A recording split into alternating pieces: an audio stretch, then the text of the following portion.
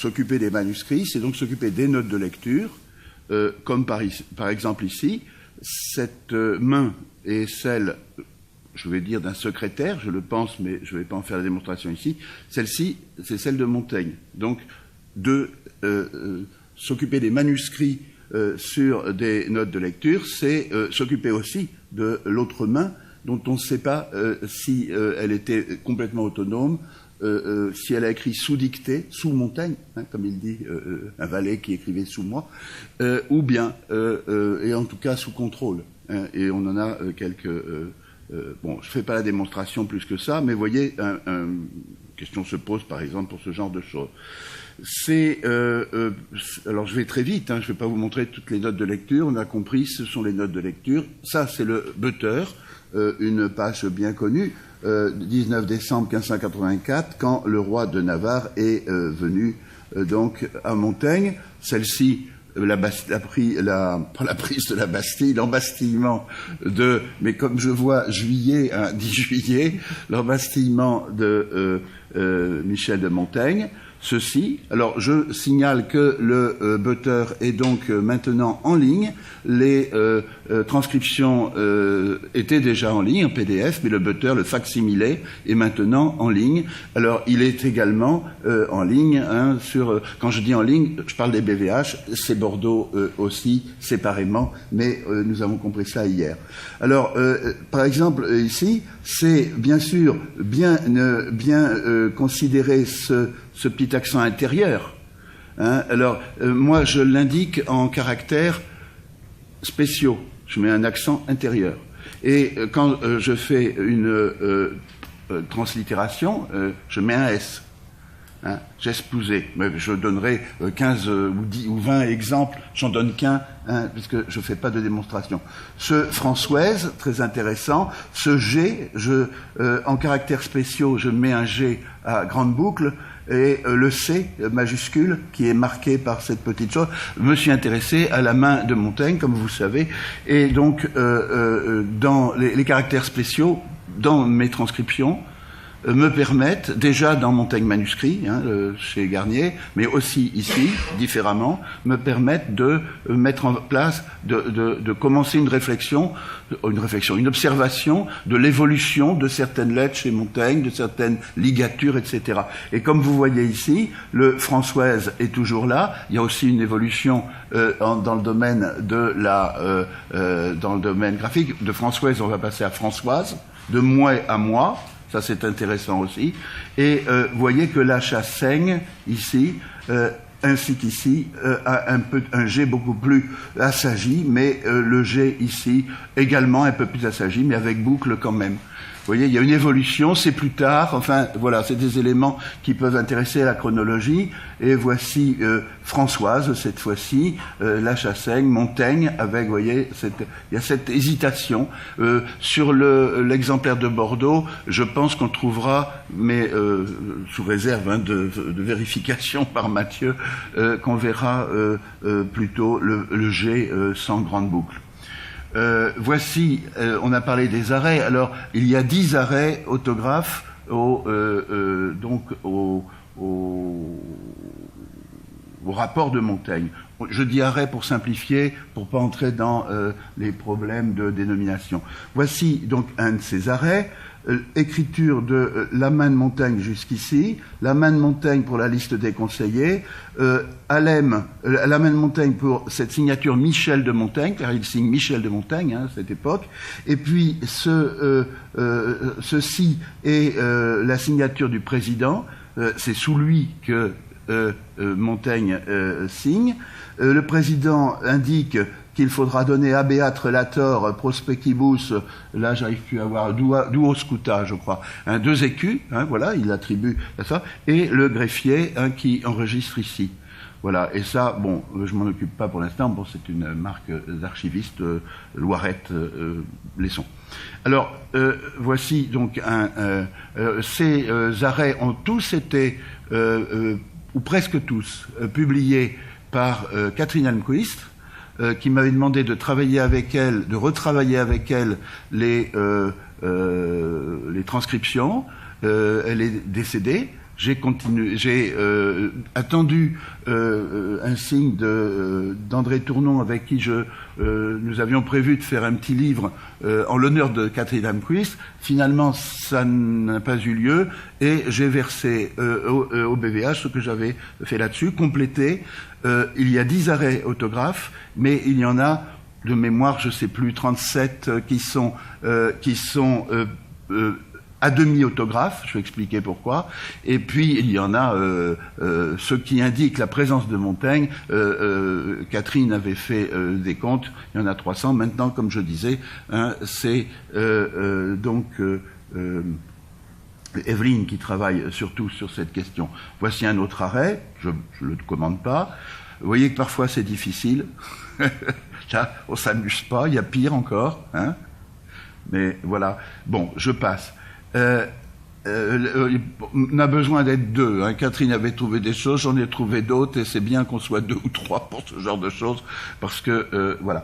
Ça, c'est ce que j'ai appelé demi-autographe. Hein. Vous avez la signature de Montaigne, vous avez la liste des conseillers.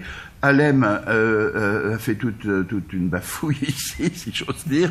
Il y en a plusieurs lignes. Bon, faut lire Alem, mais ce sont des écritures, ce sont des mains qu'Evelyne connaît bien maintenant. Catherine les connaissait, moi aussi. Et puis alors, évidemment, il faut transcrire ceci qu'il a donc été. Même chose ici, vous voyez, mais c'est plus clair, plus court aussi.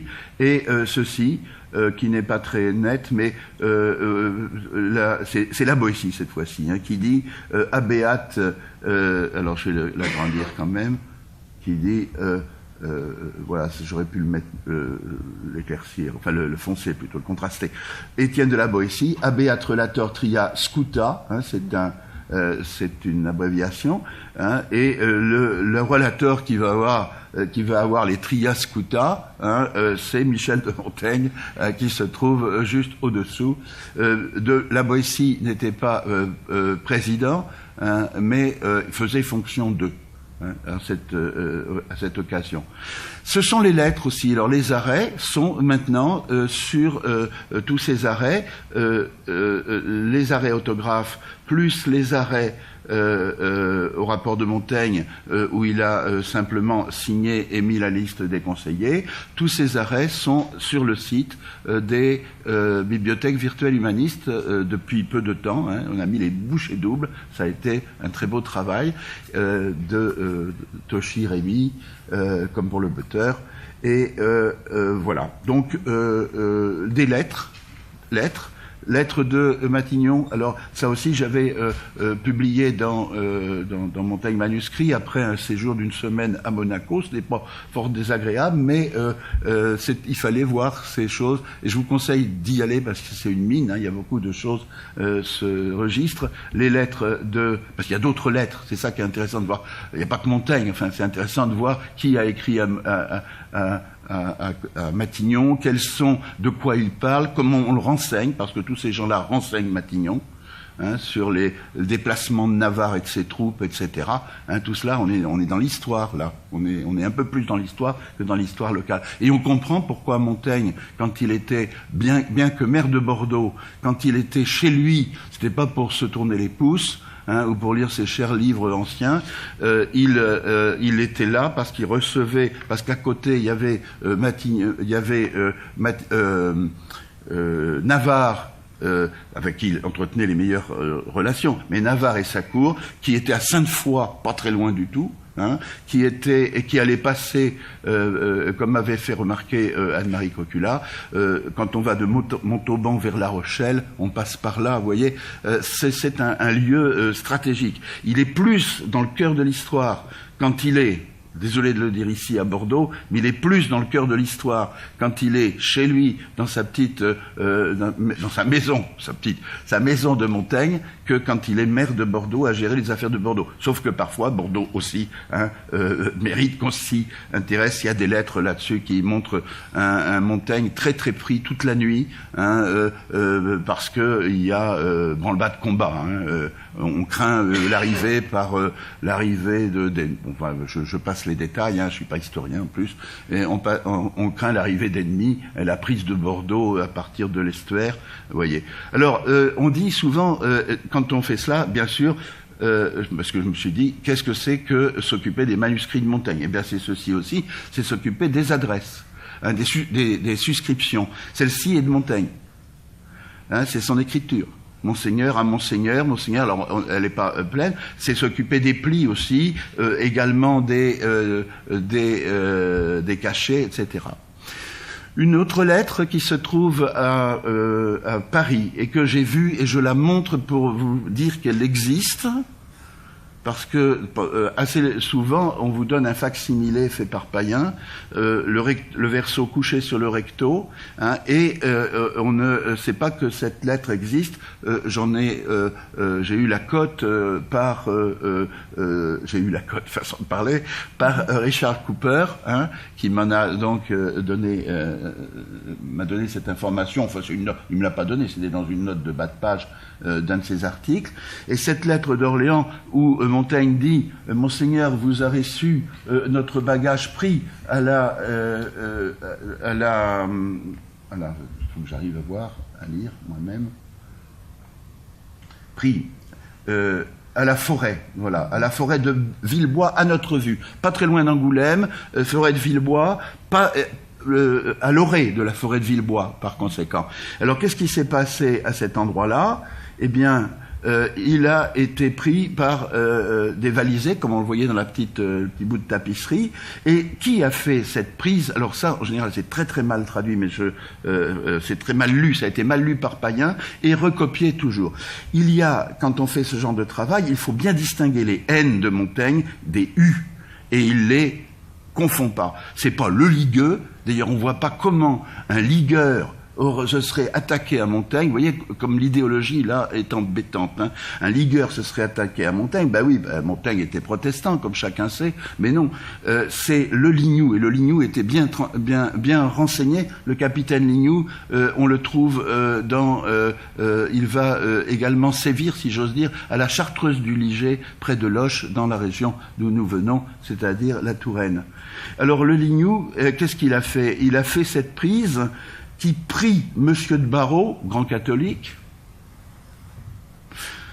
et en général on dit et Monsieur de la Rochefoucauld, mais non, et EST de la Rochefoucauld. La Rochefoucauld est un lieu pas très loin les lieux dont nous parlons ici.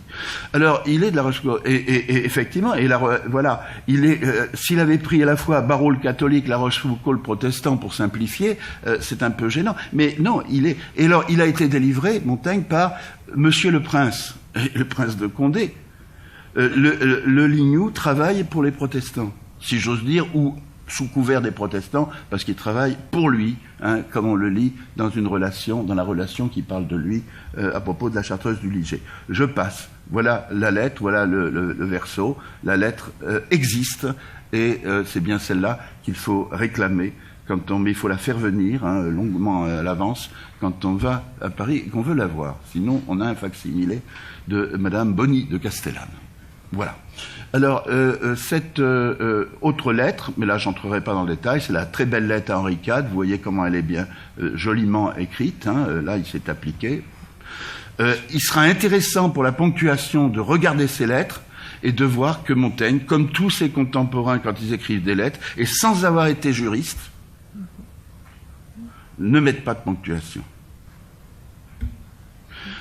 Voici donc une autre lettre qu'il a simplement souscrite. Alors donc il faut là aussi, alors je parle d'allographe, je ne sais pas si c'est bien le terme, mais pour moi c'est pratique. Ça c'est autographe, ça c'est allographe. Vous me direz si c'est le cas. C'est la deuxième lettre à Henri IV, je passe. Et bien sûr, il ne faut pas oublier, on ne les a pas encore, ça fait longtemps que nous les souhaitons, que nous voulons vous les offrir sur le site. Ces choses qui ont brûlé, ces lettres au Jura qui ont brûlé, parce qu'il continue à gérer à distance sa ville, et les Jurats le font très bien. Il y en a qui sont plus professionnels que lui dans cette histoire. Alors, et lui, c'est seulement la souscription qui est ici, que nous... Bon, je n'entre pas dans le contenu, vous voyez, votre, et ici, comme un petit rond ou un petit accent, vostre, comme je vous disais tout à l'heure, mais un S qu'on ne prononce pas. C'est bien entendu, et comme nous avons terminé avec les manuscrits, tout ça a été dans les manuscrits, je me suis arrêté dans Montaigne manuscrit, à l'exemplaire de Bordeaux. Vous imaginez bien que la tâche était immense et je la souhaitais. Alors je me suis un peu lancé là-dedans, mais je suis content que Marie-Luce ait demandé à Élise Gauthier d'abord, puis maintenant à Mathieu, de s'occuper sérieusement de la chose. Moi, j'ai donné un petit échantillon. Si, j'avais donné dans une édition chez Drose, une édition du chapitre des prières, des 7 états du chapitre des prières. De façon à ce qu'on puisse passer de l'un à l'autre. Mais enfin bon, la numérisation permet des choses encore beaucoup plus intéressantes, et c'est pourquoi je me suis laissé embarquer dans cette pas galère, dans ce bateau. Alors voici donc, je ne peux même pas vous en parler davantage, mais vous voyez bien ces choses-là. Je laisserai mes camarades en parler. De ceci aussi, les additions, les manuscrits. Manuscrits, c'est à la fois les corrections et les additions, hein, ici. Voilà, ceci, bon, on va passer. Ceci qui est intéressant parce que ça semble avoir été recopié, c'était l'idée de Michel Simonin, ça semble avoir été, je ne sais pas ce qu'on peut en dire, mais vous voyez, c'est extrêmement clair. Alors ça, je peux vous le montrer parce que c'est le travail que j'ai fait sur de l'imagination, de la force de l'imagination, c'est sur le site. Hein, je me suis essayé donc à ce chapitre 21 ou 20 selon, voilà, et j'ai mis ici par exemple en bleu tout ce qui est manuscrit, autographe.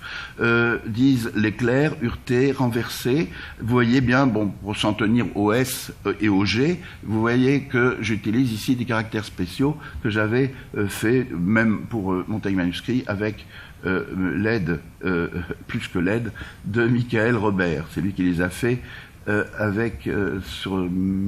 ma demande. Ceci qui est en bleu, ça c'est manuscrit, c'est proprement manuscrit, c'est une addition. Hein, c'est celle que vous avez vue tout à l'heure, je ne pouvais pas la loger. Ça, on pourra peut-être le faire. Ça, moi, je ne peux pas le faire. Je ne sais pas faire ça. Alors, son impression me perce. Mon art est de lui échapper, pas de résister de la sulle du roi. Vous comprenez bien que je me suis beaucoup abusé à faire cela, parce que pour moi, éditer l'exemplaire de Bordeaux, ça ne pourrait être que ça. Ou alors, on fait une édition selon l'exemplaire de Bordeaux plus 1595. Pour moi, c'est très clair, et sinon, vous avez ça. Hein? Mon art est de lui échapper, pas de, etc. J'ai ça sur l'exemplaire de Bordeaux. C'est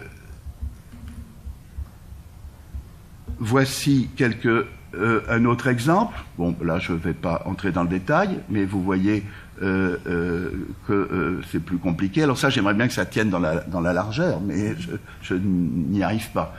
Voici ce que pourrait être une version régularisée. Je fais entrer, on résout, il y a des règles qu'il faudrait que j'applique davantage parce qu'elles sont, j'ai remarqué tout à l'heure des petites erreurs, hein, le UV, IJ, enfin on simplifie un peu les choses, on bazarde les S longs, les G à boucle ou sans boucle, etc. On régularise et on loge en bleu, donc ici, ça peut être en rouge, ce que vous voulez. Bon, cela dit, je tiens à ce qu'il y ait ceci, c'est-à-dire à ce niveau-là, hein, c'est-à-dire les ajouts, les conjectures. Les conjectures sont des conjectures. D'après 95, je me permets de mettre les. Mais c'est 95 que je cite. Conjecture, est-ce que EB était comme 95 à cet endroit-là? Alors quand c'est un ET et qu'on met un E, à mon avis, on a de grandes chances que ce soit. C'est pas toujours le cas, surtout quand c'est des lignes en haut ou en bas qui ont sauté. Voilà, ça pose quand même tous les problèmes. Vous voyez par exemple ici, la fin, toute la fin ici, toute la fin, je ne l'ai pas, il faut donc que ce soit complété hein, ici, grâce à 95. Merci 95, dit l'éditeur 2B. Autre leçon dans l'édition de 95, vous voyez, j'ai ici fait ceci, j'en ai aussi pour 80, pour 82, j'ai fait ça que pour un chapitre, il n'y a pas grand mérite, et c'est pas les plus longs. Je me suis pas attaqué à 2,12, comme vous voyez. Bon. Et j'admire déjà la personne qui va le faire. Voilà, ici, modernisation des graphies, mais je l'ai pas bien fait, ça. Il faudra que je revienne dessus. Modernisation des graphies. Hein, il faudrait que je mette des accents, des choses comme ça. Bon, donc je n'ai pas fait. Et puis ceci, à quoi je me suis amusé, je comptais pas vous le montrer, mais hier, on m'a dit que ça avait intéressé quelqu'un, ceci, c'est-à-dire un Montaigne... pardon, je vais le mettre plus bas. Bon. Je refais, là, voilà. Bon, ceci, peut-être que vous voyez suffisamment. Ah, voilà. Pardon, je mets... Voilà. Donc, ceci, hein, on commence par... force de l'imagination, ça j'aurais pu garder le reste. C'est pas un très bon titre. Mais voilà, voilà, donc on commence, c'est Montaigne bilingue. Et je me suis dit que en français, autant qu'à faire, on pouvait s'amuser un peu, et qu'en français, que le latin était peut-être pour beaucoup à l'époque la langue internationale comme l'anglais l'est aujourd'hui. Peut-être des gens ne connaissent pas le latin. Savez-vous, je ne connais absolument pas l'anglais. C'est une rareté maintenant en France, même si on dit que les Français connaissent mal. Moi, c'est pas du tout. Et donc, ça m'est totalement étranger. Alors, je suis dans la situation où certains sont avec le latin ou le grec. Hein, voilà. Alors, donc, voici. Et puis, après, je me suis amusé à traduire. Je ne suis pas pour remplacer je suis pour une édition bilingue, mais pas pour une édition qui remplacerait le texte d'origine par le texte de Montaigne par une traduction. Hein. Mais le mettre à la portée des gens, oui.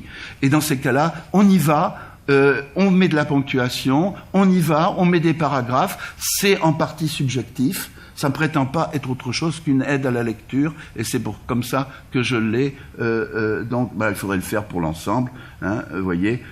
J'ai pris, on me dit que j'ai bien fait, chez Frame, ces traductions, voilà, en anglais. Je serais tenté de mettre le grec en allemand, voilà, puisqu'il est un peu plus étranger que les autres. Alors voilà, j'ai terminé avec ceci. Le reste, eh bien, c'est la Boétie. Vous voyez, un arrêt de la Boétie. Je continue à dire arrêt. Note que je vous ai montré hier avec un peu de grec, mais pour Montaigne, ça serait pareil. Notes de lecture, c'est ça la Boétie, des notes de lecture. Hein. Les Guébatours, hein, on lisait Inuitus et Reductus. J'ai oublié de dire que beaucoup de ces livres sont rognés, c'est bien un des problèmes. Hein, mais il n'y a pas que l'exemplaire de Bordeaux. Hein. Reductus, ça n'est, mais ce qui convient le mieux, n'est-ce pas, c'est cette leçon, qu'elle soit vraie ou fausse, il préfère la leçon qui est en face. Ce sont des notes de philologue. Chez Montaigne, on en trouve aussi, il n'y a pas que des notes de contenu. Il faudra attendre le français, hein, la langue française, mais quand il écrit en latin, c'est des notes de philologue. Et puis cette chose, pour finir, cette chemise qui, alors je vais redonner une précision parce que elle n'a pas été peut-être suffisamment, c'est pas suffisamment clair. Ce qui suit, c'est-à-dire le discours, ce manuscrit du discours de la servitude volontaire que j'ai dû dater de 1605 d'après un poème où il est question d'une éclipse qui n'était visible, de lune totale qui n'était visible que dans le sud-ouest. Hein, c'est un poème qui est après, de la même main. Ceci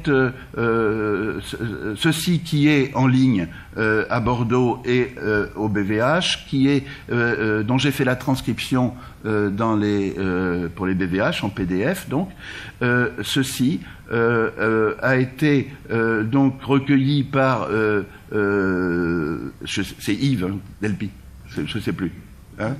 Jules.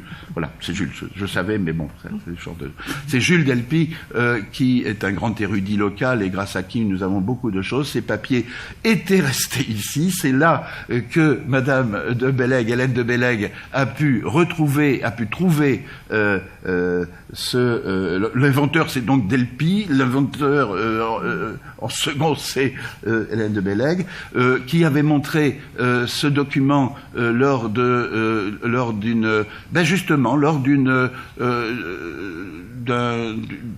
session, d'un colloque de la SIAM, sur Montaigne et sa région, ici même. On en avait parlé. Depuis, j'avais toujours voulu le transcrire. Marilus a retrouvé la cote que j'avais perdue. Et puis, voilà, le reste, vous connaissez l'histoire de ce lieu. Voilà. Oui, j'avais dû commencer par ça. C'est peut-être par là que je comptais commencer. C'est pas grave. Là, je commande pas. C'est le Terence. Ça, c'est le Lucrèce. C'est par là que je voulais commencer tout à l'heure. Ça, c'est Nicole Gilles. Ça, c'est César. Ça, c'est César. Voilà, je les avais perdus. Voilà, bon, ça y est, c'est bon. C'est bon, je m'arrête. Merci Alain. Donc vous voyez la diversité de ces sources manuscrites et vous voyez aussi l'intérêt d'avoir des versions numériques et de faire des éditions numériques. Ce qu'a montré Alain sur le travail éditorial, c'est du PDF. Et ce qu'on va vous montrer maintenant, ça sera c'est destiné à être vu en HTML. Et c'est quand même important parce que ce qu'a fait Alain sur la force de l'imagination, il n'est pas question qu'on le fasse sur l'ensemble des essais. Enfin, à moins que quelqu'un veuille le faire, pourquoi pas. Mais, et notamment, le principe de transcription va être quand même simplifié, même si c'est déjà très compliqué.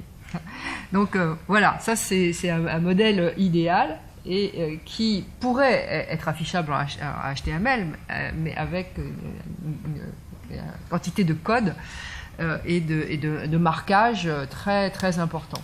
Et on peut mettre beaucoup de code, mais il y a quand même aussi une limite dans l'absorption de ces codes par les logiciels. Une chose que je voulais dire, c'est que vraiment, tout ce qui est notes de lecture datées, arrêt daté, Beuter daté, par rapport à la main de Montaigne ou d'autres mains, est extrêmement important par rapport à l'exemplaire de Bordeaux aussi, parce que sur l'exemplaire de Bordeaux, il n'y a pas de date, justement. Et donc, ça fait quand même des repères. Hein. Ça fait des repères qui permettent, en gros, de mettre des époques, en fait, d'écriture, même si c'est pas forcément très précis. Pour le Beuter. Oui, alors, oui. Pour le Beuter, les dates sont des dates au moment où Montaigne s'installe, commence à rédiger en français, non pas en latin, le Beuter, c'est-à-dire après la mort de son père en 68, ou quand il devient seigneur lui aussi, qu'il est chargé, voilà, qu'il commence à donner des nouvelles de sa seigneurie, il reprend, je pense que l'analyse justement des mains, de l'évolution des jets dont je voulais parler tout à l'heure, par exemple, permet de dire qu'à un moment donné, il a rattrapé le temps perdu, il s'est mis à jour, il a fait une mise à jour, et puis par la suite, de temps en temps, ou peut-être au fur et à mesure, donc la date, que par exemple quand il dit que sa femme est née tel jour, telle date, évidemment, il peut pas avoir écrit ça avant le mariage. Donc, c'est pas la date. Faut surtout pas de confusion par rapport à ça. Oui, bien sûr. Oui. Et puis l'autre chose, vous voyez bien que ce qu'on veut aussi, c'est en réunissant toutes ces notes manuscrites, c'est d'une part marquer de qui elles sont, marquer éventuellement par des codes que pour ce passage-là, il s'agit de la main d'un secrétaire, et donc on peut indiquer main d'un secrétaire, main inconnue, si vraiment on n'a aucune idée de qui ça peut être. Et donc tout ça, ça peut être inscrit dans l'apparat critique qui est sous le texte. Et puis l'autre chose, c'est qu'on veut que tous ces éléments textuels soient cherchables. C'est-à-dire qu'on puisse un jour chercher dans toutes les parties manuscrites de Montaigne, en sélectionnant quelque part, je veux chercher tel mot, telle chaîne de caractères, seulement dans cet ensemble-là. Hein. Et donc, effectivement, c'est d'où l'importance de faire un marquage et un encodage très, très soigneux, mais justement en parler tout de suite pour vous expliquer un peu ce qu'il y a dessous les transcriptions qu'on est en train de faire. Besoin de ça. Oui. Est-ce qu'il y a des questions pendant qu'on branche? Oui? Une petite question. On sait que Montaigne a recopié dans le Becker certaines entrées pour tenir compte du changement de date avec le calendrier. Avec le calendrier. Est-ce que Une seule. Une seule, son anniversaire. Non. Non. Mais est-ce qu'on peut noter une différence d'orthographe, pas de style d'orthographe Alors, là, je suis débranché, si j'ose dire, et donc, merci, parce que je ne tenais pas. Voilà. Bon, mais donc je montrerai tout à l'heure donc c'est le 28 février, page du 28 février, pour répondre à ta question. Hein, comme ça, on aura devant les yeux. Et l'autre chose qui m'est frappé, quand il fait la lettre C minuscule en 2 traits, et c'est un style médiéval d'écriture. Certainement, oui. Oui, un style de style professionnel. Oui. Et il va s'en passer après. Oui. Moi, je trouvais ça intéressant. Ouais. Il avait copié ce type de façon d'écrire et qu'il modifie ensuite. Mais je montrerai un autre cas où il le fait. Voilà, je vous montrerai deux choses tout à l'heure.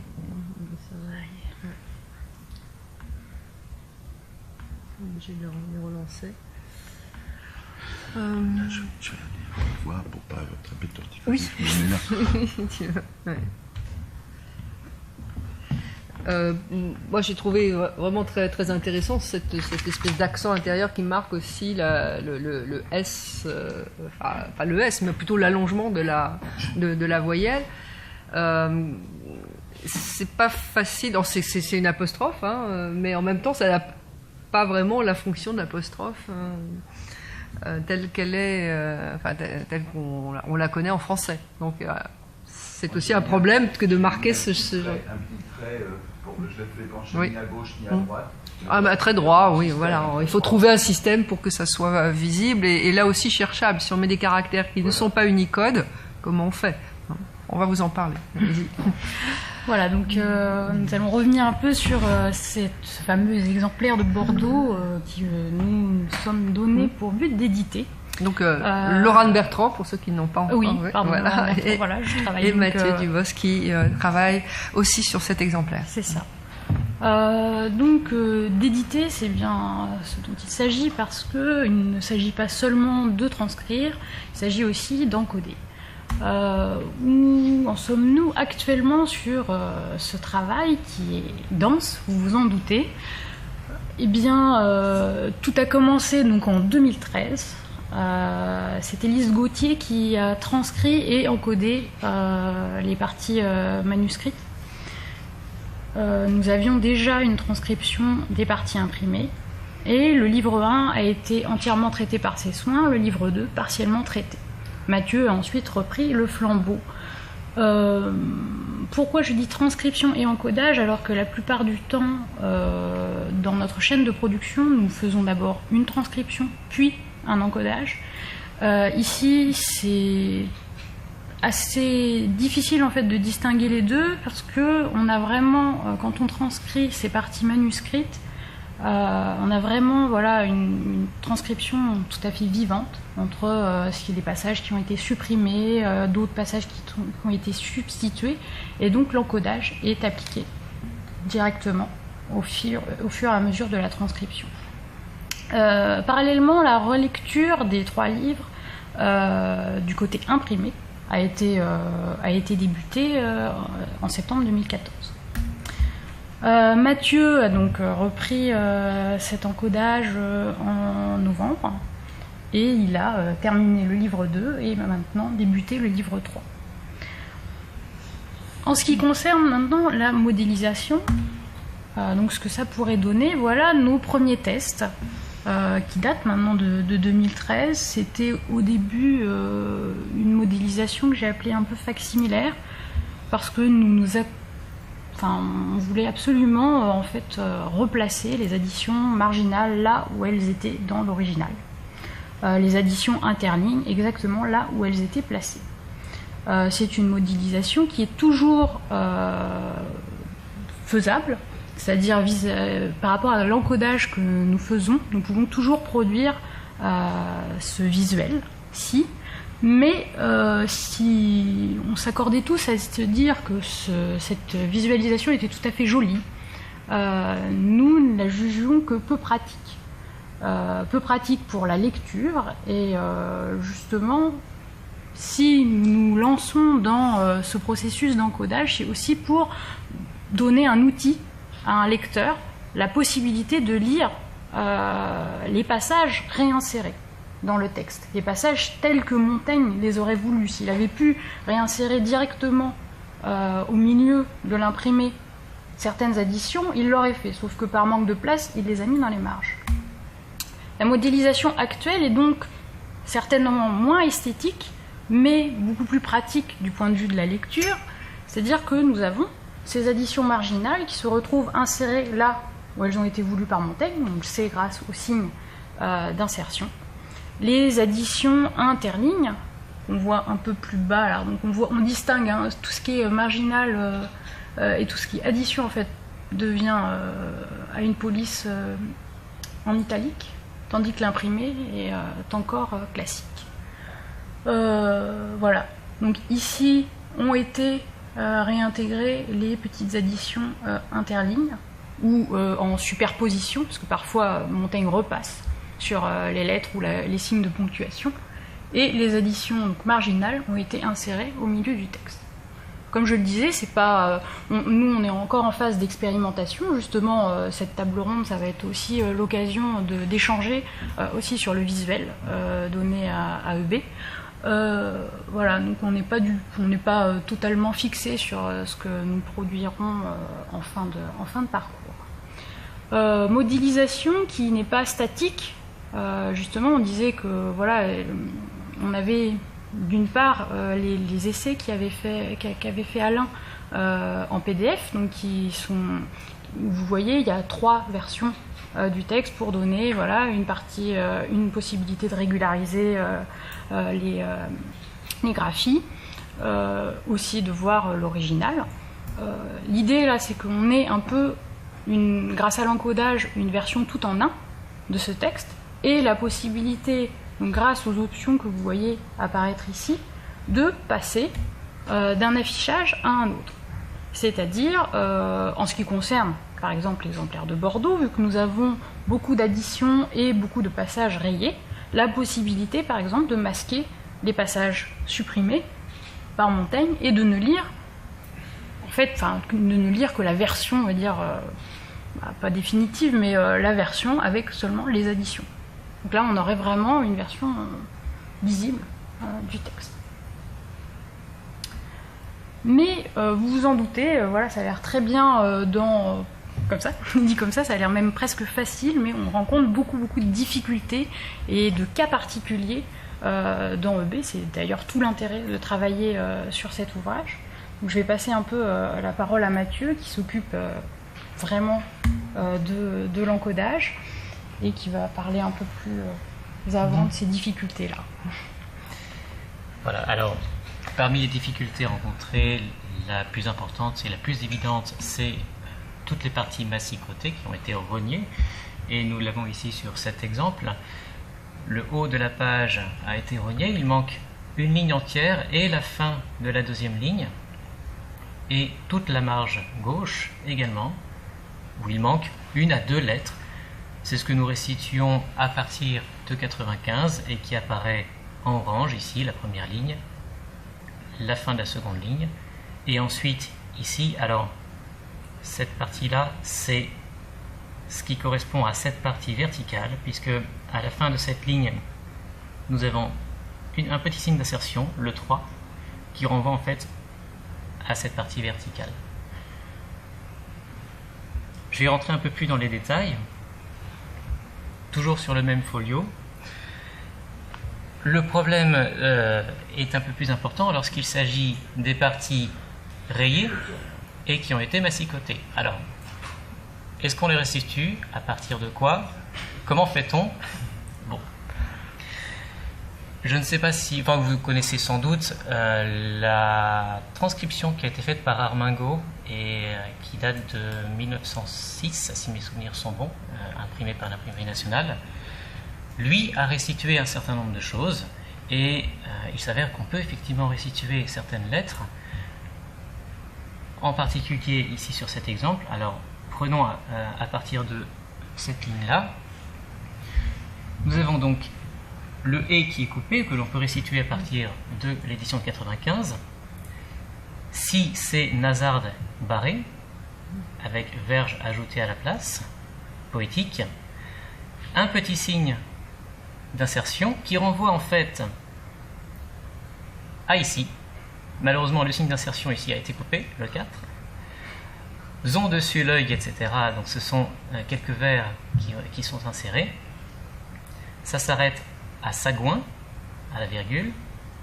On reprend ensuite ici la suite, qui a été en fait barrée. Ce sont les mêmes vers qui ont été rayés par Montaigne, et c'est ainsi que l'on peut restituer assez aisément Z, O, N que l'on voit ici. Zon sur le nez barré, nez rajouté au-dessus, à nouveau rayé. Zon sur le groin, le G que l'on peut restituer grâce également en fait, au vers que l'on a en dessous. Du Sagouin, etc. On termine le passage. Vous remarquerez une nouvelle marque d'insertion ici, le petit plus, qui renvoie en fait à là. Le petit plus qui a été par contre coupé, je n'ai point qui a été barré, aucunement rajouté, etc. Vous voyez un petit peu la difficulté que ça peut représenter. On peut quand même arriver à restituer les parties qui ont été rayées, qui n'existent donc pas dans 95, comme ceci. Le problème reste pourtant bien présent pour ce genre d'exemple, où ici, toute la partie ici a été rayée. Alors, j'explique ce qui s'est passé. Montaigne a rajouté une marque d'insertion ici, ce qui ressemble à un I majuscule, qu'il a ensuite rayé. En fait, ça correspond à ce passage-là, et qu'il a à nouveau barré, sans doute lorsqu'il est repassé dessus sur une seconde lecture. Il a rajouté une note d'insertion, cette espèce de petit rond avec une barre verticale, qui renvoie à ici. Alors là aussi ça a été rogné, et ce passage-là existe bien dans 95. Alors celui-là n'existe nulle part. Comment restitue-t-on les lettres qui sont coupées? Ça pose problème. Alors ici on peut lire assez facilement ce règlement, et alors sans doute un M merveilleusement, sans doute un AU autorisé, par là, rigoureuse sans doute. Alors, exécution. Armingaud, dans l'Imprimerie nationale, restitue rigoureuse exécution. Toutefois, on pourrait lire également, je pense, vigoureuse exécution. Et la question reste entière. Je vous la pose d'ailleurs.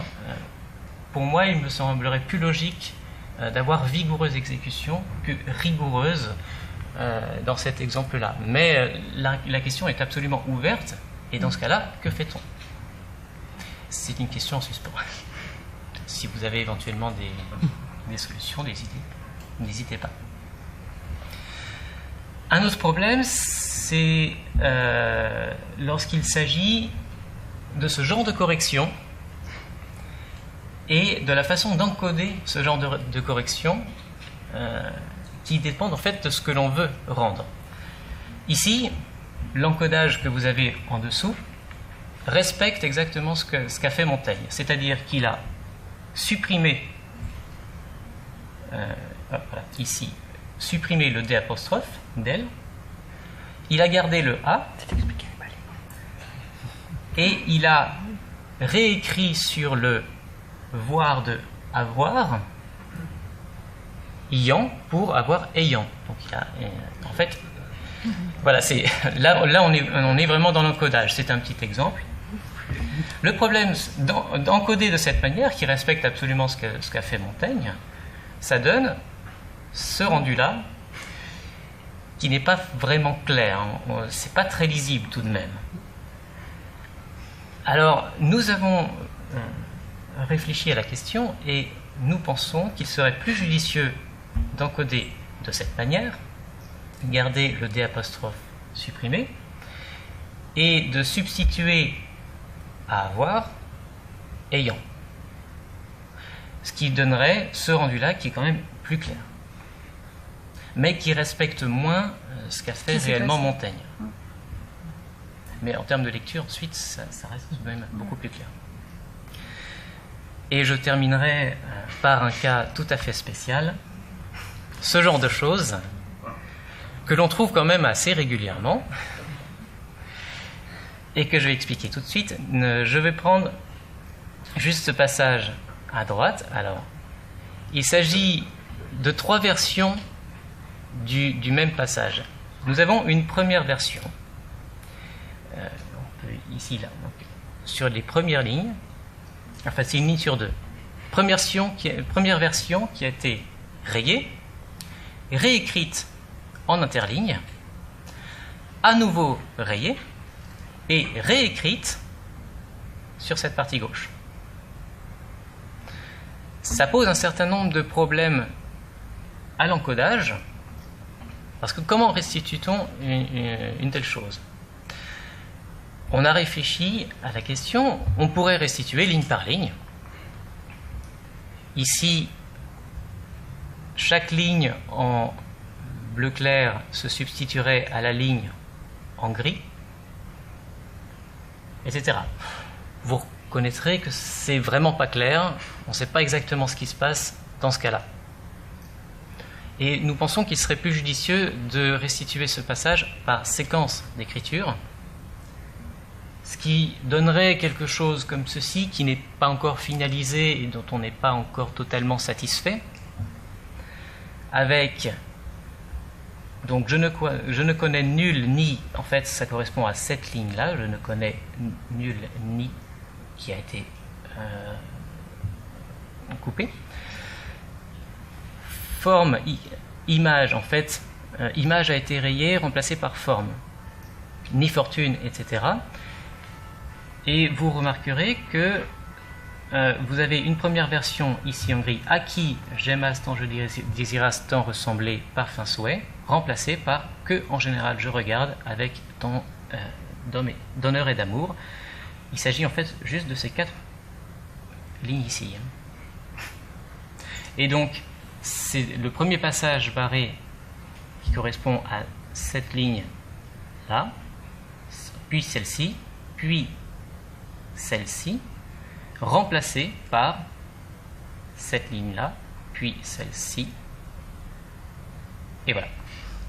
Et ensuite, il garde une partie de la ligne suivante, c'est-à-dire qu'au départ, il avait écrit son obstination à la pauvreté, avec un S majuscule, qu'il a rayé, il a mis un S minuscule, parce qu'il a rajouté devant cette ligne, il est vrai que son obstination à la pauvreté, et là, nouveau passage, à la vérité, donc nous sommes ici, à la vérité, première version que nous avons ici, et seconde version en interligne, à nouveau rayée. C'est une solution dont on n'est pas totalement satisfait. Il serait peut-être intéressant de mettre des petits numéros, éventuellement, pour indiquer les séquences. On n'a pas encore trouvé le moyen de les afficher, mais on est en cours de réflexion sur ceci. Oui, pour donner un affichage un peu élégant et aussi compréhensible, parce que c'est vrai que... Voilà, ça c'est quand même plus clair, mais ça reste quand même assez incompréhensible pour un lecteur qui arrive sur un passage comme ça, si on lui où on s'était dit peut-être carrément une note d'explication allant vers une explication éclairant ces passages qui posent problème. Il peut toujours choisir de ne pas les voir. Oui, alors voilà, de toute façon, ceci étant rayé, si on choisit en fait d'effacer, enfin de ne pas afficher les passages supprimés. Moi j'ai envie de dire bravo, si vous me permettez, tout de suite. Alors bravo, pas encore, parce que oui, je sais bien, mais je sais, mais quand même. N'est pas très glorieux. On estime, au rythme où nous allons, pouvoir publier le livre 1 en avril. Les 2 autres livres pourront suivre. Pour l'instant, j'ai mis mai et juin, mais je pense qu'on est très très optimiste. Voilà, mais on avance doucement, mais sûrement. Je peux montrer un peu. Peut-être revenir sur parce que presque tout le monde sait ce que c'est que l'encodage en XML TEI, mais peut-être pas tout à fait tout le monde. Revenir sur la diapo où il y avait les DEL, etc. Si on peut faire ça avec un affichage au choix, avec des couleurs, c'est parce qu'il y a une feuille de style, mais en XSL, qui interprète un encodage en XML TEI. Donc toutes les balises que vous voyez là sont des balises qui correspondent à un système de nomination, justement, des modifications du texte. Et donc tous ceux qui utilisent le langage XML TEI vont appeler un passage qui est supprimé, ils vont marquer DEL avec des balises ouvrantes et des balises fermantes. Et là, effectivement, ce qui a été montré, c'était qu'on voulait être très minutieux au départ, c'est-à-dire marquer ces suppressions au niveau de la lettre, et que finalement, c'est peut-être quand même plus économique et puis plus clair surtout, de mettre les balises au niveau du mot global. On n'a pas forcément besoin d'avoir absolument tous les détails à la lettre près. Donc, on peut donc les balises elles-mêmes sont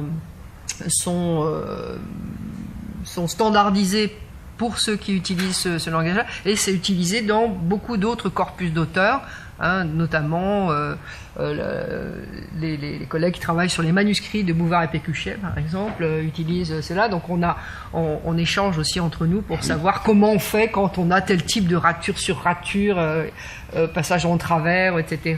Les collègues qui travaillent sur les brouillons de Proust commencent à s'y mettre. Et évidemment, il y avait déjà des travaux qui avaient été menés, notamment dans le monde anglo-saxon, pour des manuscrits d'auteurs. Donc on n'est pas des pionniers de ce point de vue-là, on a tous les mêmes problèmes de correction de surcharge. La difficulté supplémentaire qu'il y a avec avec Montaigne, c'est qu'il y a de l'imprimé du manuscrit, mais il y a ce problème-là également pour Balzac, par exemple, pour les épreuves corrigées, pour Joyce, enfin pour d'autres auteurs. Mais pour l'instant, on n'a pas d'autres solutions. Dire que d'utiliser ce langage qui est quand même suffisamment souple pour qu'on puisse choisir des balises qui soient adéquates, interprétables et affichables, et après cherchables. Donc il faut que tout ça puisse être cohérent de façon à ce que si c'est juste pour reproduire ce qu'il y a sur le facsimilé, bon, voilà, on a reproduit. Mais si on peut pas fouiller, si on peut pas traiter, si on peut pas compter justement faire des statistiques sur les procédés d'écriture, de réécriture de Montaigne, c'est un peu vain. C'est seulement de l'affichage. L'affichage pour nous, il est une façon de montrer effectivement et de donner à lire. Après, suivant l'expertise du lecteur, il peut se débarrasser des ratures s'il ne veut pas les voir. Bon, de façon plus simple, ils l'ont fait pour le manuscrit de Madame Bovary à Rouen. Et effectivement, on peut choisir de voir les différents états du brouillon. Alors, on pourrait appeler ça l'édition génétique. Ça serait d'édition génétique, absolument, si effectivement on pouvait faire de la datation au moins relative. Et peut-être qu'on y arrivera, mais pour l'instant, tout ce qu'on peut dire effectivement au niveau des ratures, c'est qu'il y en a certaines qui sont par-dessus d'autres. Donc ça fait déjà du génétique, mais ça reste global, ça n'est pas datable sur les 4 années d'addition pour l'exemplaire de Bordeaux. Alors comment l'appeler alors ? Alors on a essayé 3 termes successivement. On a d'abord appelé génétique, mais bon, comme les collègues de l'ITEM ont déclaré qu'une édition génétique c'était uniquement sur des brouillons, des brouillons, pas des brouillons mélangés avec de l'imprimé. Ça ne semblait pas correspondre avec cette définition-là. Bon, beaucoup s'en sont emparés par ailleurs, et on n'est pas obligé d'être aussi puriste. On a pensé à archéologique, on a pensé à diachronique. Alors diachronique c'était bien, mais sauf que ça supposait qu'on avait résolu les problèmes de diachronie, ce qui n'est pas encore le cas. Et puis archéologique c'est plutôt le contraire, c'est-à-dire on a des ruines, hein, voilà, et puis on fouille pour essayer de trouver justement ce qu'il y a en dessous. Hein, c'est plutôt cette opération-là de dégagement en fait, à partir de ce que l'on voit pour retrouver d'éventuelles différentes étapes. Vous voulez déjà intervenir? Oui. Les noms, oui. Il y a un livre qui a été écrit sur Pascal, des questions pour ça, qui s'appelle Géologie et stratigraphie. C'est pas très bon, mais une édition stratigraphique ou géologique, c'est pas technique. Oui, alors les roches ont tendance à ne bouger que sur un très long terme, donc ce qui n'est pas vraiment le cas pour la main de Montaigne. Le fait que ce soit pas génétique au sens propre, bon, moi je m'étais heurté à ça avec des prières, mais donc j'avais appelé ça étude de Genèse, comme ça j'avais pas trop de problèmes, mais j'ai publié la page où, vous savez, Montaigne a ajouté en 2 fois parce que c'était lui, etc. Et dans Genesis, donc, et Genesis, qui est quand même une revue qui s'occupe que de génétique, a parfaitement, non seulement admis cela, mais placé en couverture. Montaigne est arrivé dans Genesis sur la couverture même de la revue. Ça fait plusieurs années de ça. Donc, on est dans cette optique-là.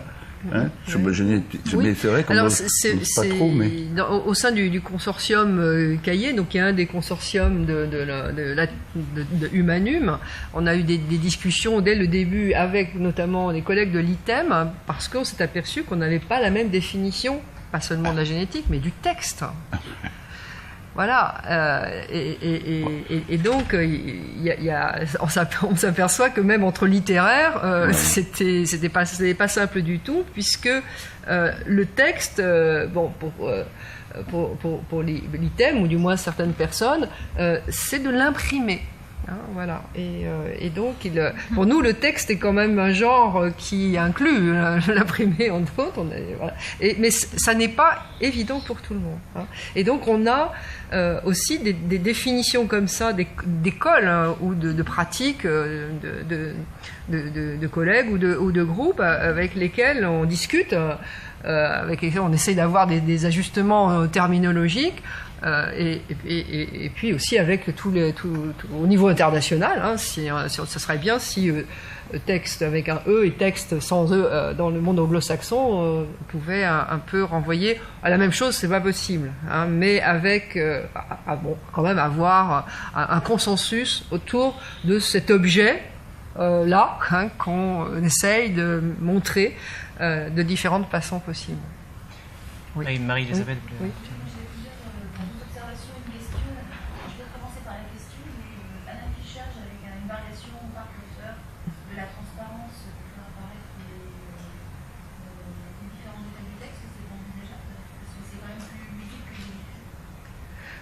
Ça serait... oui, c'était...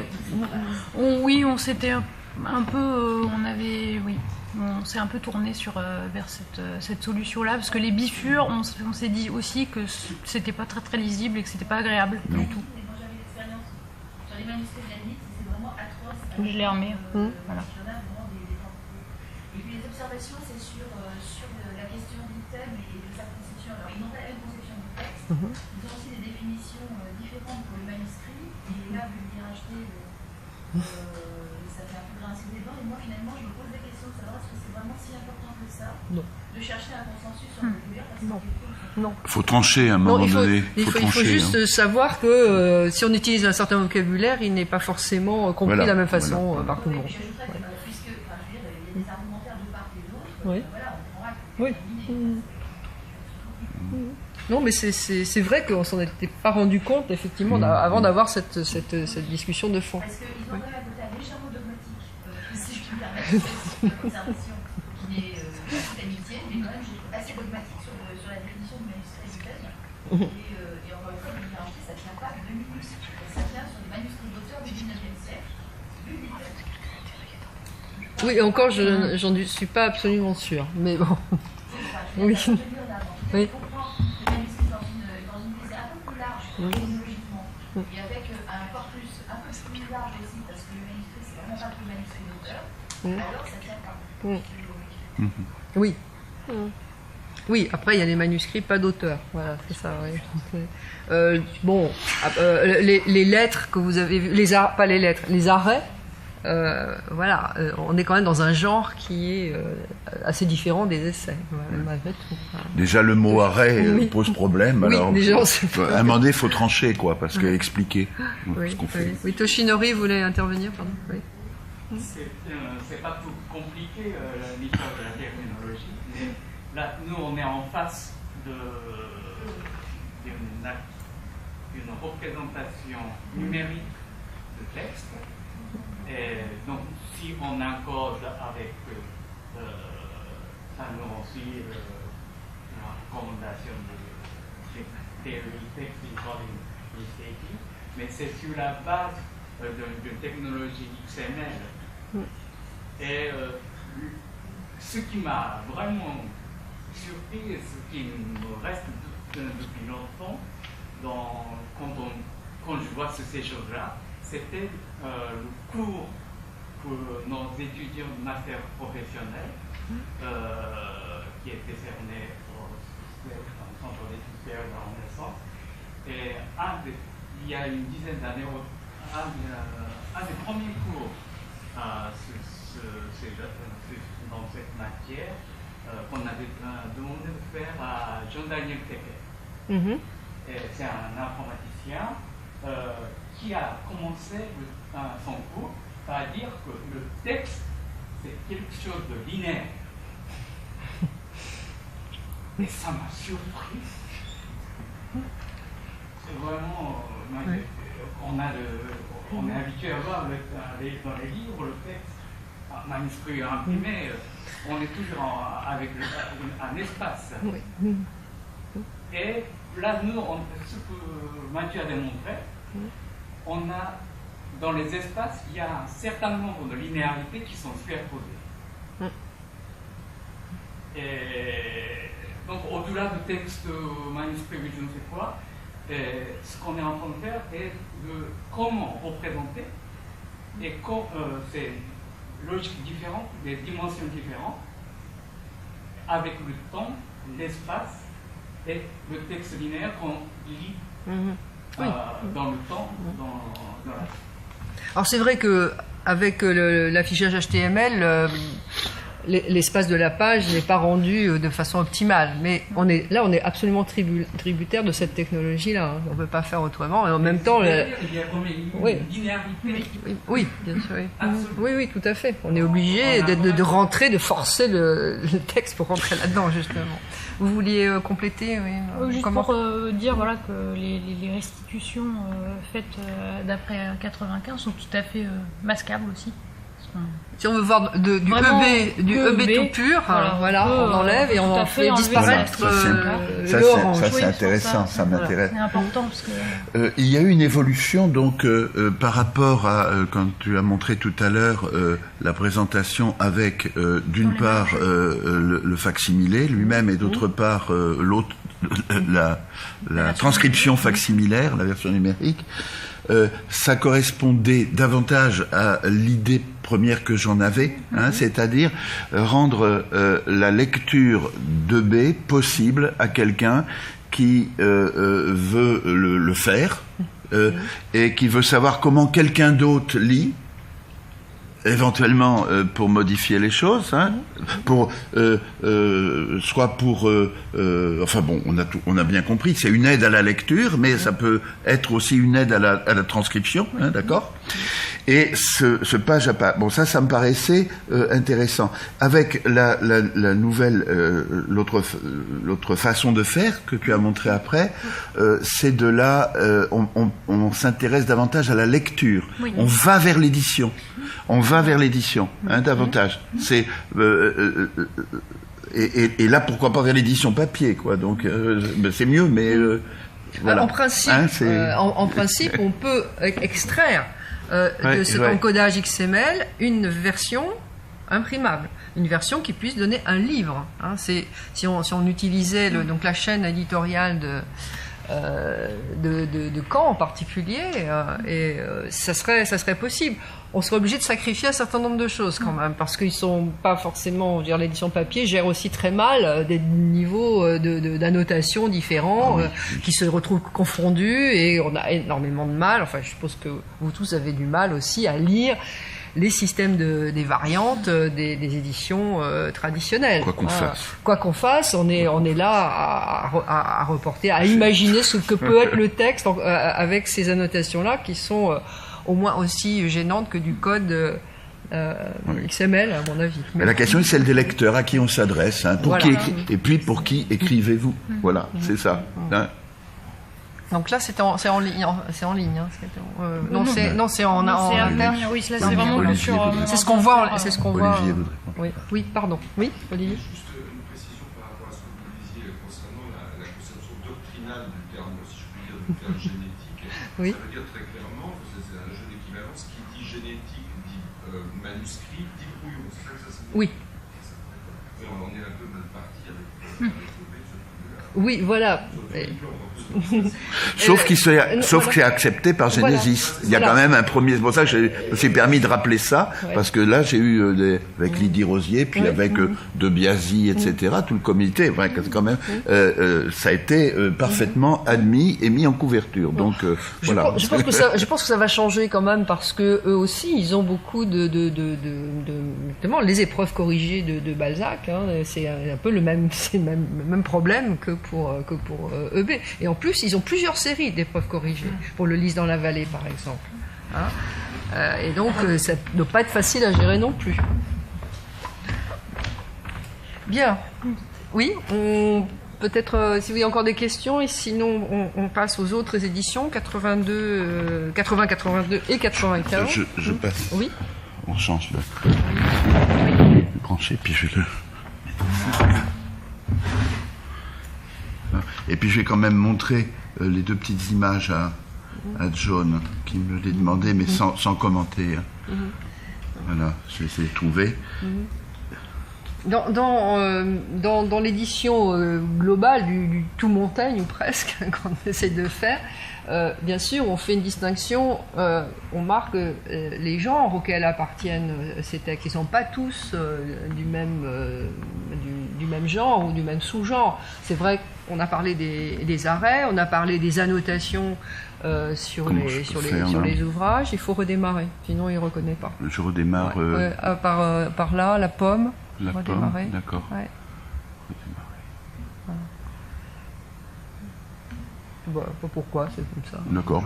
Aujourd'hui, c'est comme ça. Une fois qu'on sait comment on fait, c'est bon. Et donc, il y a effectivement des textes, enfin les arrêts, est-ce que c'est de Montaigne, c'est le groupe qui produit cette sentence. Hein. Bon, et donc il faut bien savoir ce que c'est pas tout à fait du même niveau que les essais. Et par ailleurs, bon, on s'est aperçu récemment qu'il y avait quelques lignes du maire de Montaigne qui apparaissaient dans un unique exemplaire de la Schola Aquitanica, publié par Élie Vinet, donc c'est 1583 ou 84, je ne me souviens plus exactement, mais l'exemplaire de la Schola Aquitanica qu'on a numérisé à Cambridge et qu'on a mis en ligne ne présente pas ces quelques lignes qui dit en latin que ça a été approuvé par je ne sais plus quel est le terme latin pour dire, par l'Assemblée municipale, hein, le conseil municipal. Par le père de Montaigne, alors? Non, c'est 84. Ah oui, d'accord. 83-84, et il y a marqué Michel de Montaigne étant maire.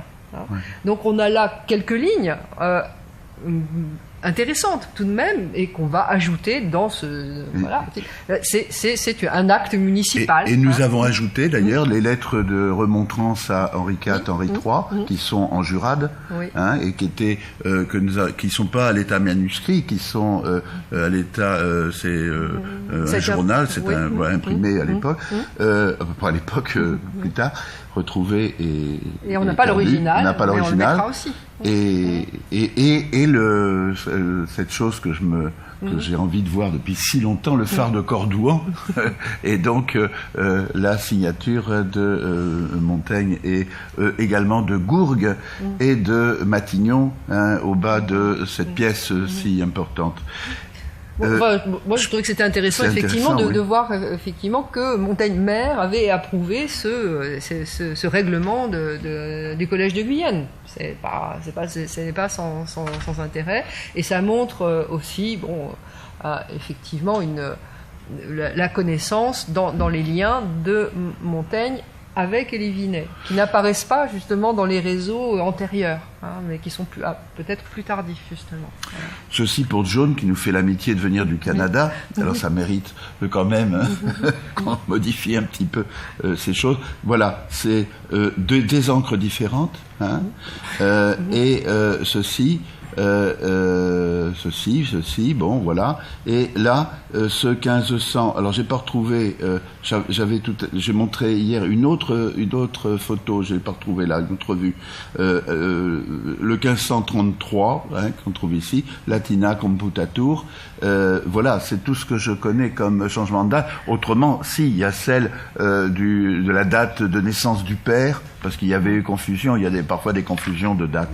Et l'autre chose, c'est ceci qui peut aussi t'intéresser, toujours dans ces notes latines, dont j'ai essayé d'expliquer, je ne sais pas si tout le monde était là, mais par comparaison avec le Vida, avec les Terence, enfin les notes du Terence, que c'est exactement la même écriture. Voilà encore un C. Ici, Christie, même chose. Voilà. Et je dois dire, en regardant tout à l'heure, évidemment, avec tellement d'intérêt, ce que le travail de Mathieu et avec cette clarté, je dois dire que j'ai bien vu des G avec boucle, il y en a plein, et que ces G avec boucle, mais c'est pas une boucle envahissante, comme il arrive, comme vous avez vu sur le butter, c'est des G avec boucle très sage. Voilà. Bon, c'est tout. Et je vais donc prendre la suite ou vous. Oui, pour 80-82. D'accord. Oui.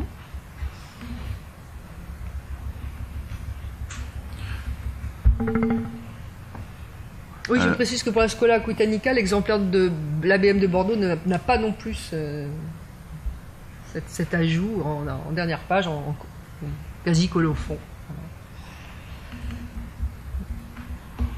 Voilà. C'est un primatur. Dans cet ordre-là. Voici donc, alors là c'est assez rapide, la page de titre des essais de 1580, ceux que nous avons utilisés, exemplaires de Romorantin, c'est ce qui a été utilisé donc pour le premier travail d'édition donc de 1500 du texte de 1580. Je dis texte. Voici quelque chose qui se trouve à Bordeaux et qui est une rareté, rarissime, une rarissimité, ça ne peut pas se dire, mais enfin bon. C'est la page de titre, premier tirage des essais de Michel de Montaigne, livre premier. Second, vous voyez que c'est un peu endommagé. On a la marque de Milange, l'imprimeur, sur l'ensemble de cette première page. Premier tirage. Je connais un autre exemplaire qui se trouve à la Fondation Bodmer, et c'est tout. Il y en a, je crois, un troisième, mais je ne sais pas où. À Bordeaux, etc.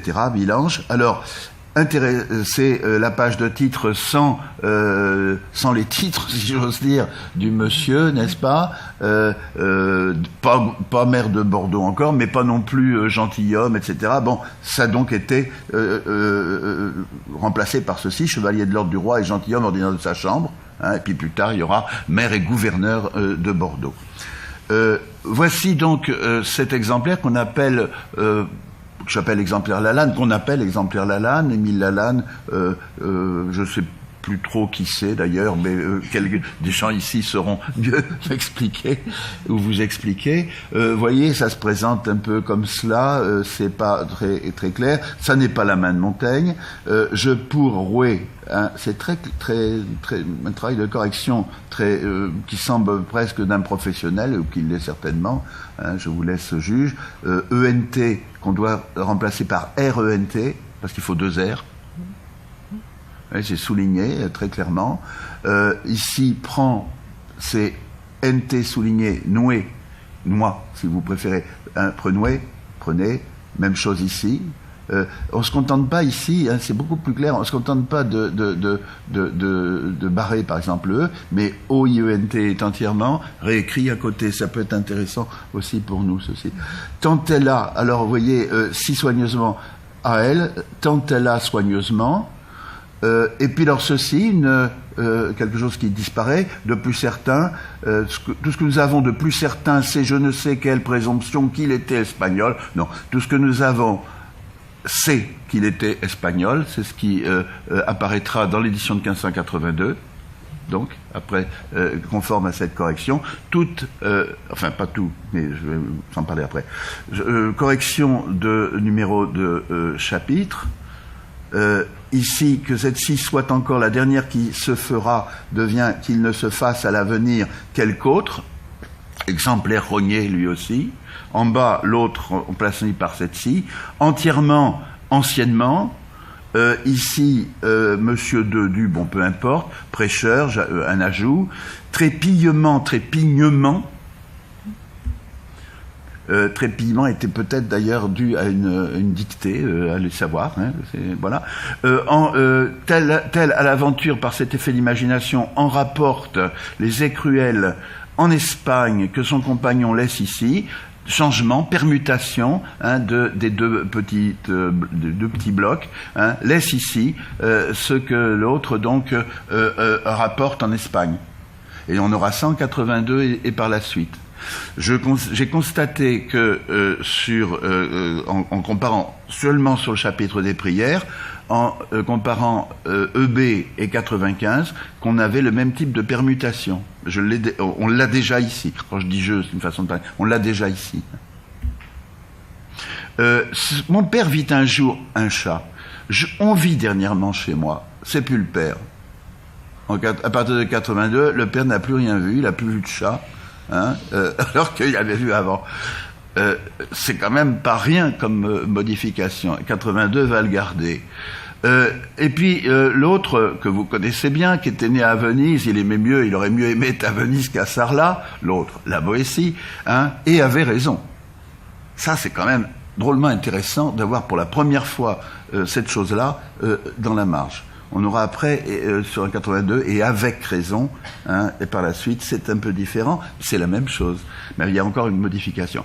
La fin de 54, il trouverait place entre ces deux extrémités. Eh bien il pourrait vivoter les essais en la moyenne région.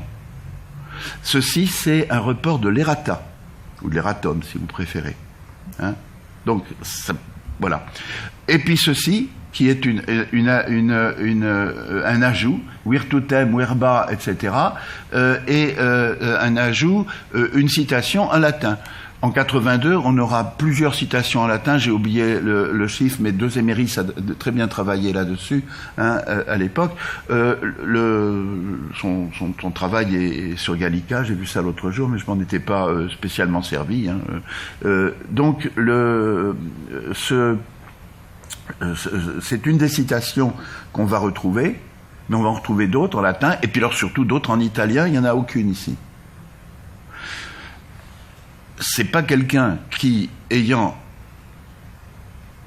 cet exemplaire, a voulu, d'ailleurs ça aurait été peut-être pour l'époque une idée bizarre, a voulu se mettre à jour en recopiant, en reportant de 82 sur 80, un 82 qu'il aurait emprunté à la bibliothèque de Bordeaux, par exemple, mais au XVIe siècle, et a voulu, c'est pas ça, quoi, c'est pas ça, c'est visiblement un lieu où a été préparée l'édition suivante. Je n'en veux pour preuve que ceci, cette correction de jugement en jugement, dans une page qui disparaît complètement en 82. Il y en a 2 ou 3. Au lieu d'avoir une page sur les bains, Montaigne s'y connaît beaucoup plus en bains depuis l'Italie, et vous en avez là, vous avez là 3 pages. Vous aurez en 82 3 pages. Et vous voyez ici, c'est une page qui disparaît complètement, qui est supprimée. D'où l'idée que j'ai eue que Montaigne avait repris un tirage, un exemplaire, en tout cas avec page de titre, qui ne fonctionnait plus, dont il ne voulait pas parce qu'il n'y avait pas ses qualités, bon, etc. Et que il a alors c'est peut-être un report, c'est un travail. Enfin, il me semble que 80 a été tout de suite remis en chantier. Bon, après il voyage, hein. Et puis il revient, puis c'est vite fait, hein, 82. Mais il y a quand même des apports nouveaux. Je sais pas s'il a emporté cet exemplaire en Italie ou s'il l'a laissé ici. C'est pas sa main. C'est quelqu'un qui fait une mise au net. Hein, c'est visiblement quelqu'un d'autre. Alors il y a aussi à Bordeaux ceci, dont je n'ai ceci qui est une édition de 1582, édition seconde revue augmentée, où vous voyez qu'il est devenu maire et gouverneur de Bordeaux. Désormais c'est un seul volume, pagination continue. Bon, je passe, hein, on n'est pas là pour parler de ça. Simplement, ça c'est aussi à la bibliothèque ici même, donc, et c'est fort intéressant parce qu'il y a des notes, mais celle-ci qui est pas quand même franchement intéressante, elle est marrante, remarquez, mais j'ai vu un garçon qui mangeait des cailloux. Hein, la personne a donc ajouté son propre exemple à ce que Montaigne a fait. Montaigne prête à ça. Hein. Commenter Montaigne, c'est ajouter des exemples, c'est commer. Hein, au sens propre. C'est donner des similitudes. Hein, c'est donner d'autres exemples.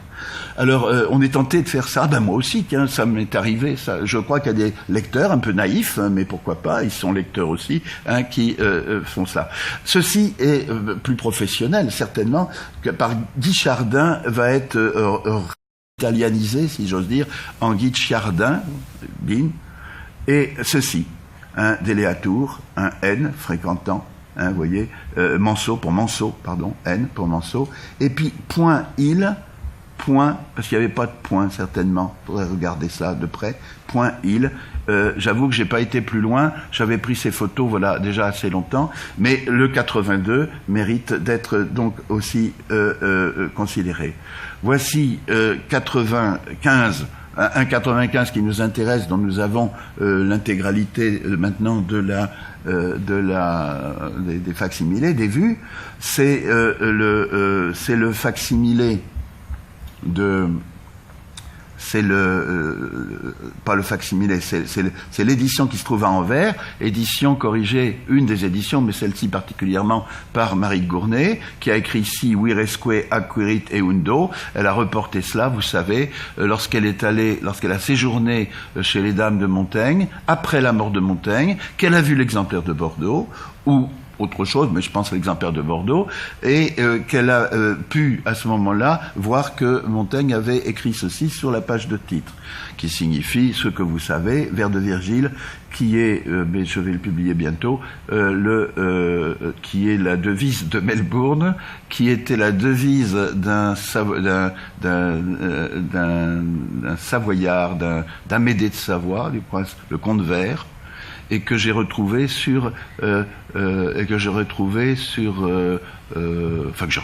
par internet, hein, qui était la devise de René Femme, qui est un humaniste tourangeau. Alors, je sais pas, il y a toute une chose intéressante à suivre là-dessus, mais voilà. Est-ce que Montaigne emprunte ça à quelqu'un d'autre? Je ne sais pas. Bon, la signature de Léonore de Montaigne, d'accord. Voici donc de quoi il s'agit, 1595, ça on pourra s'en servir. Voilà. Et puis ceci aussi, qui est à Bordeaux, l'exemplaire dit Lambiote, avec qui a été lavé, hein, mais dont reste ceci, ce 12 juin 1588, corrigé en 1er de mars 1580. Marilus a trouvé quelque chose de similaire ou comparable à Bruxelles. Hein, voilà. Et pour terminer, c'est mes deux dernières images, ceci qui est en ligne, l'édition de 1652 des essais de Michel Yaya, etc. Paris, Coustereau. Pourquoi celle-ci? C'est ce que je voulais vous montrer hier, parce que il y a donc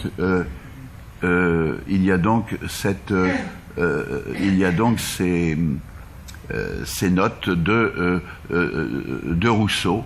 Hein. Je veux parler de l'amitié, car pardon, je vais le mettre plus plus gros, et j'en ai le droit, hein. Je suis le seul peut-être, voilà, ça c'est magnifique, n'est-ce pas? Rousseau commente Montaigne et parle de lui, mais pas de la même façon que Montaigne, je pense. Voilà, et donc c'est au crayon. Ça m'a amusé de le transcrire. Je me suis aperçu après que Starobinski l'avait fait avant moi, et donc ensuite. Mais c'est bien comme ça, on peut comparer, c'est très bien, et je peux me corriger et le corriger. Voilà, sans modestie. J'ai beaucoup de respect et d'admiration pour cette personne. Ceci, qui va vous amuser, j'espère, j'aime bien le montrer ça. C'est près du château de Montaigne. Boucle de Montaigne, variante, 9,8 km. C'est un peu plus long avec variante, hein, évidemment. Et puis alors, ces choses-là qui permettront, sur l'exemplaire de Bordeaux, vous voyez, ça aussi, c'est des signes, j'aurais peut-être dû le passer après, mais enfin, j'en reparlerai plus tard. Je montre simplement des choses qu'on peut trouver sur l'exemplaire de Bordeaux. C'est ça, éditer les essais. Alors c'était l'exemplaire de Bordeaux, donc ça n'a aucune place, ça n'a nullement sa place ici. Je m'arrête tout de suite, c'est mal placé. Bon, merci. Donc vous pouvez vous poser la question de la présence de ce trait d'union édité 1580, trait d'union 82. Bien c'est parce que dans on voulait faire une édition unique, donc c'est un artefact, ça c'est vrai, mais un artefact qui permet d'insérer les corrections et les additions, non seulement les corrections qui sont apparues sur d'autres exemplaires que celui qui est notre exemplaire de base, hein, celui de Romorantin. Et comme vous savez que 1580 a beaucoup d'états, enfin disons qu'il y a beaucoup de corrections en cours d'impression. Et les additions de 1582, alors pas les variantes graphiques parce que c'est un travail de fourmi, mais les additions importantes, les corrections comme celles qui vous ont été montrées tout à l'heure, sont encodées et là aussi visibles ou pas visibles selon ce que l'on veut. Alors on va s'attarder justement sur cette double édition. Donc, et après je parlerai de 95. Oui, on a tout là. Oui. Voilà.